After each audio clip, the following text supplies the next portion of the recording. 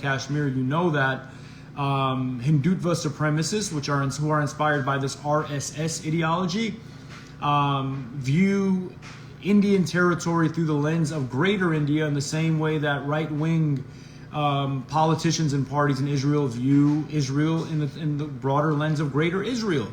And that vision enables them to eat up as much, take as much land as possible, eat up as much land as possible to realize that vision.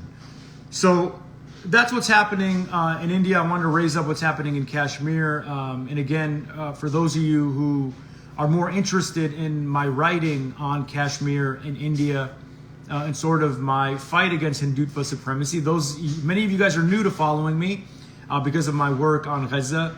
But those of you who followed me for a long time know that my Twitter is blacked out in India. You guys know that I have a warrant for my arrest in India as a consequence of what I've said against Hindutva supremacy. And you know that much of my writing, including in my last book, is dedicated to India as well. And I think it's important right now to, especially as we focus on Gaza, to draw these connections, right? To draw these connections between ethnic cleansing in places like India with ethnic cleansing in places like Gaza, because you'll find that the politicians, the persons at the head, work directly with one another. In the United States, where the Hindutva supremacist lobby is growing, they're interacting directly with AIPAC, the primary Zionist lobby here in the United States. So the connections are key. The connections are instrumental, which is why I always tell young people, read, learn as much as you can.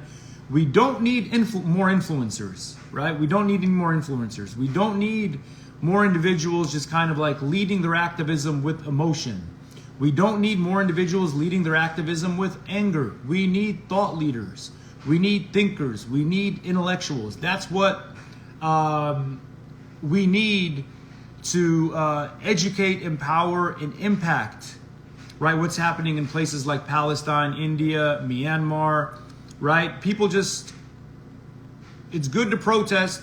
I'm for protest. It's good for posting, and putting up updates that come from news bits. But the more important thing is analysis, right? So all young people that follow me, one thing I try to model is for people to lead with intellect and to do the hard work, to do the reading and to do the studying, because again, we need intellectuals and thought leaders in the future to address not only what's happening in Gaza, right? Let me tell you, I'm an Arab, I'm Muslim, I have ancestral roots in Palestine, but we shouldn't sort of push or champion an issue because we're tied to it, because we're ethnically linked to it. You're going to hear a lot of young people say, a lot of young folks say these, I'm going to call them woke for whatever reason, that only people from a specific country can speak on an issue, right? That you need to be Palestinian to speak on Palestine. That to me is so illogical and counterproductive. We need individuals who effectively have knowledge on the issue to speak on these issues, right? Identity is not expertise, right? Having a sort of ancestral link to anything does not give you an insight. It gives you personal insight. You can speak on your anecdotal experience, but we need intellectuals, we need thinkers moving ahead. That's why we need to do this. That's why I push young folks to read as much as possible, to do that hard work, and to become experts on the things that they're talking about, to do the work in a sustained, long-term way. To me, it really bothers me when people try to shut down or limit people's freedom of speech, especially when it's experts who know what it is they're talking about. People try to create confines and sort of like litmus tests on who can speak and who cannot speak. It's really destructive.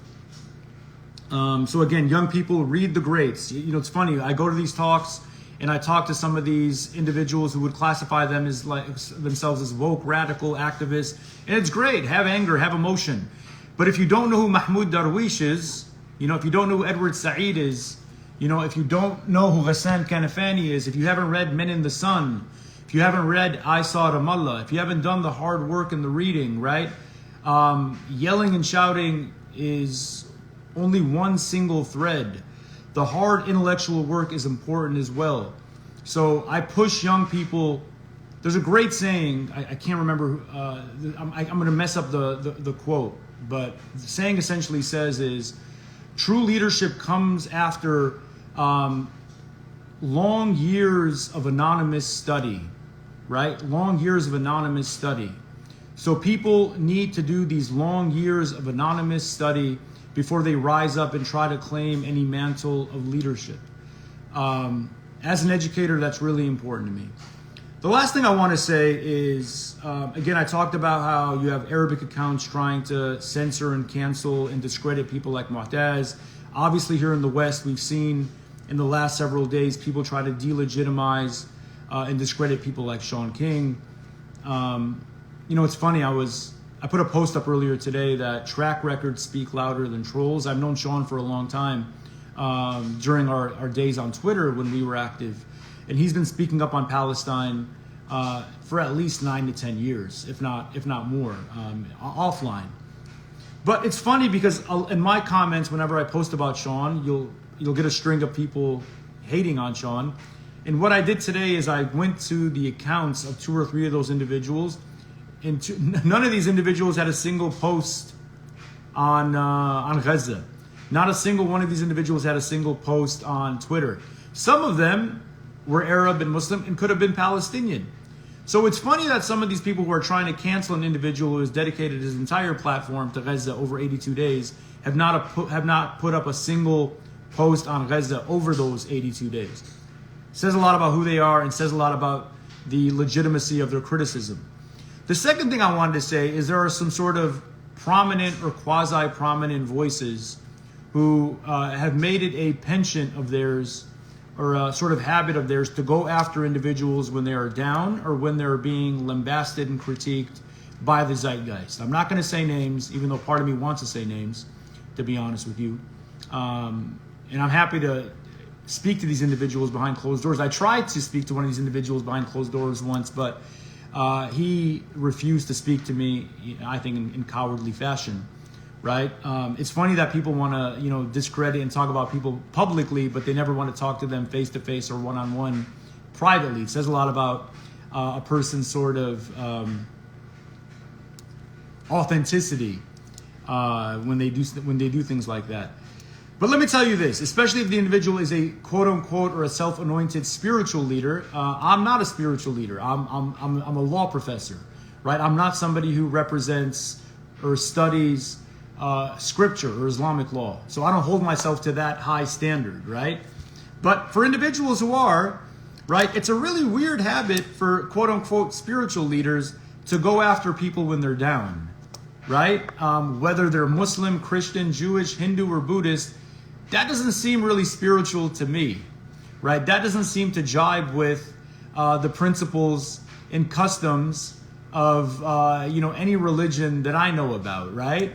If any, and specifically Islam, right? In Islam, there's a quote that says, you give an individual 99 chances or excuses before you lambast them, right? But when a spiritual leader is sort of exploiting and parasitically descending upon an individual who has been canceled, right, and been suspended, and leads a post with with Shaun King's name, not only is that not spiritual, but it really exposes what the objective is here, right? The objective here is to get some likes, get some followers, clout chase, and gain some visibility out, off of somebody's downfall. The way I was raised is, number one, loyalty matters a great deal. Even if you disagree with somebody publicly, if you know them, you address that privately. Right? That's how I try to handle my business. If I don't like what somebody says publicly and that person is done, even if I don't know the person and I recognize that they've done really important work for the movement, right? I will make my best efforts to talk to them privately. That's how I was raised, right? Loyalty and having, good faith principles is really important. And again, I'm not a spiritual leader, right? I'm just a regular everyday dude. Try to be the best Muslim I can be, who teaches American secular Islamic law. I'm not on this spiritual pedestal. But if somebody who's, sort of like espouses religious views, proselytizes, young people look up to as some sort of religious role model, continues to do that, I'm questioning what kind of spiritual ethics they have, number one. And second, if they continue to throw people under the bus before having private conversations with them first, what does that say about their ethics? I don't know. To me, it says a lot, right? To me, it says a lot. But again, I'm just giving my opinion. I think it's really whack, for a better, I'm not sure if there's a better word to use, but really sort of telling when somebody just goes on the offensive, when somebody's been suspended and thrown under the bus to get a couple of likes. You can do better than that, man. You get likes some other way, especially if you talk about Islam, spiritual leadership, and being exemplary, right? There's other ways you can get likes, bro. That's not the way you want to do it, man, especially even in a sustained way. But again, that's just my opinion. All right, I'll answer some questions before I hop off. The sad news, guys, is I've been on sabbatical this semester, which means that I haven't been teaching. I got to get back to teaching next semester, so I'm not going to have as much time to engage in these talks. This is from Yega Xworthy. Do you have a reading list that touches on what you were just speaking about?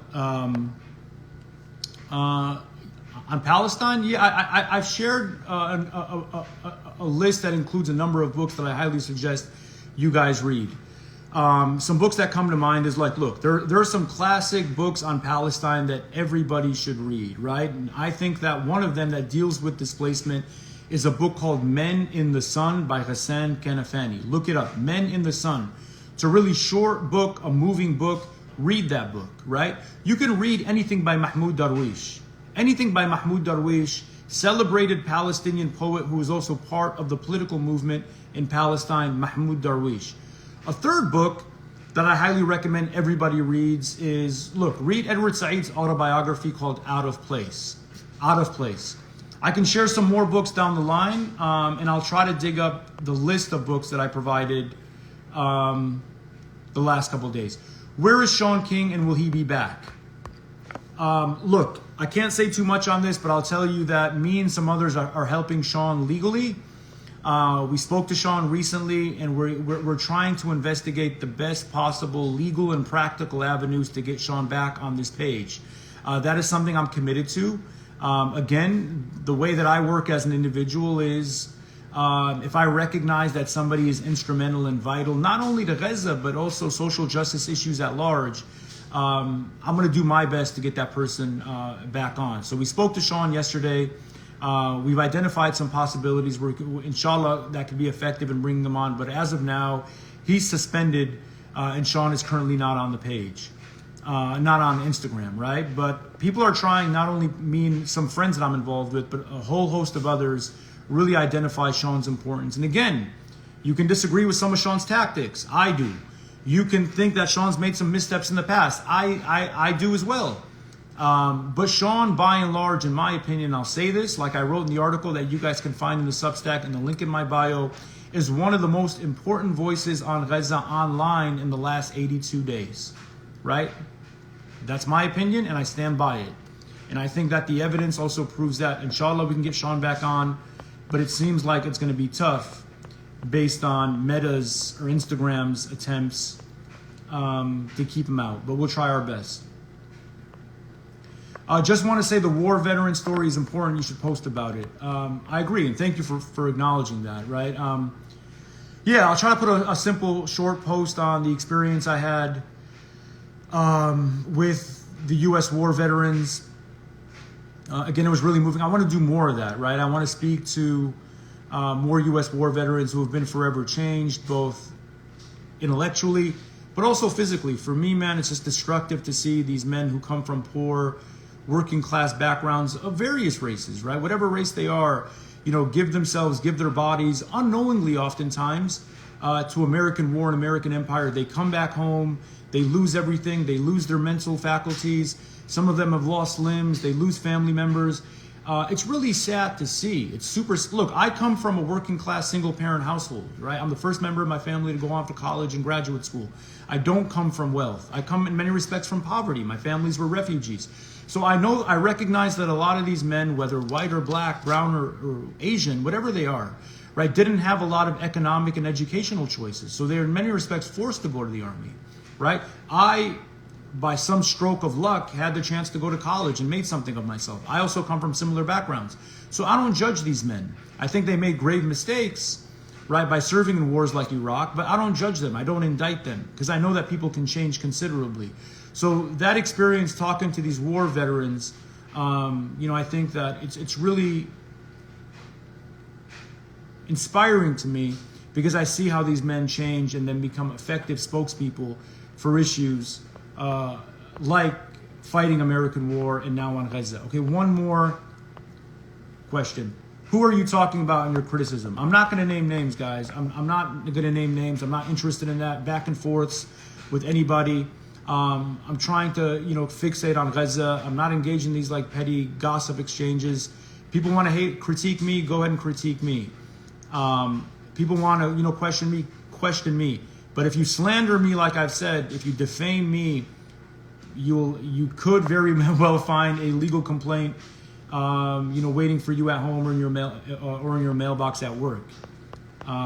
So for those of people who want to hate and defame, if you got any money in the bank or work for a corporation, I will come for you. But I'm not going to name the name of the individual going after Shaun. But if you guys put 2 and 2 together and are from the Muslim community, you probably know who it is that I'm talking about. Okay, guys, let me stop there. I'll try to revisit again soon. Keep up the great work. Keep on speaking up. Energy is dipping. Fatigue is setting in, but violence is escalating. So please, please, please continue to remain focused and fixated on Gaza. We've lost, again, a major voice in Shaun. So I'm going to try my best to keep on going, doing what I do. Shaun did something different than what it is that I do, which is why he's sorely missed. One thing that Shaun did very brilliantly is he was able to mobilize and communicate directly with many people on the ground in Gaza. Amplify their posts, collaborate on their posts. Shaun did a really exceptional job cultivating relationships with individuals and journalists in Gaza. I've done that in some regard, but not to the extent that Shaun does. Shaun's a journalist. I'm an educator. We have different niches. But inshallah, I'm going to try my best to keep doing what it is that I'm doing. And keep all of you guys are doing an important job as well. So keep your voices up, keep speaking up, and inshallah we'll circle back with some more good news. All right? Take care.